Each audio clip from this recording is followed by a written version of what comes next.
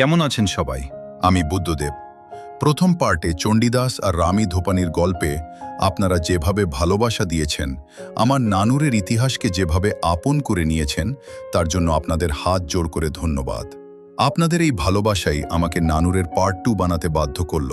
প্রথম পার্টে আমরা জেনেছিলাম চণ্ডীদাসের নির্মম মৃত্যুর কথা, কিন্তু আপনারা কি জানেন চণ্ডীদাসের মৃত্যুর পর নানুরের সেই বাসুলি মন্দিরের কি হয়েছিল?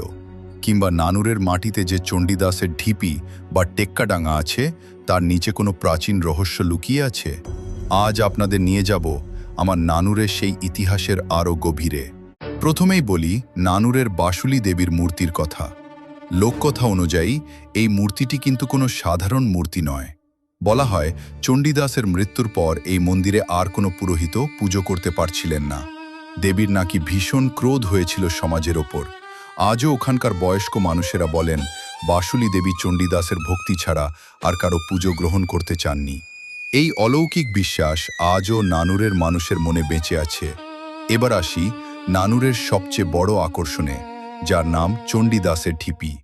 আমরা যারা নানুরে থাকি তারা তো এটা রোজই দেখি, কিন্তু আপনারা কি জানেন ভারতীয় পুরাতত্ত্ব সর্বেক্ষণ বা এএসআই যখন এখানে খনন কার্য চালায়, তখন মাটির নিচ থেকে কি বেরিয়ে এসেছিল?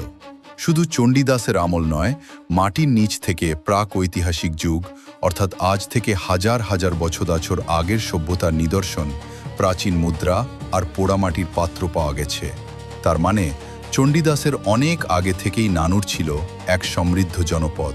আমার এই ছোট্ট নানুর গ্রামটা উপর থেকে দেখতে যত শান্ত, এর মাটির নিচে কিন্তু লুকিয়ে আছে হাজার বছরের ইতিহাস আর চণ্ডীদাসের অমর প্রেমের স্মৃতি। কেমন লাগলো আমাদের নানুরের এই দ্বিতীয় পর্ব?